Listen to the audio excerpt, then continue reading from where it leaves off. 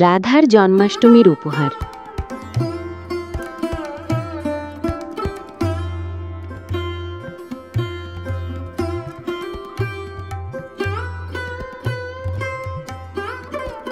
মা, আজ তো জন্মাষ্টমী, সবাই এত সাজগোজ করছে, তুই কেন মন খারাপ করে বসে আছিস মা?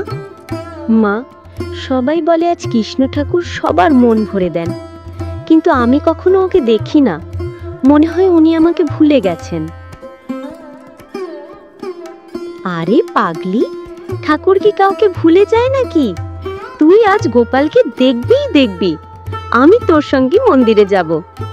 জানি না দিশা, আমার মনে হচ্ছে আজও কেবল অন্যদের সঙ্গেই উনি থাকবেন।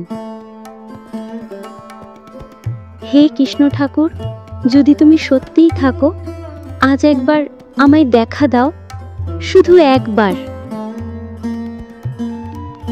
রাধা, আমি তো সব সময় তোর সঙ্গেই থাকি, শুধু চোখের ভালোবাসা দিয়ে দেখতে হয়। আজ জন্মাষ্টমী, তোর মন যেন আর কষ্টে না থাকে। ঠাকুর, তুমি তুমি সত্যি এলে, আমার মন আজ শান্ত হয়ে গেল।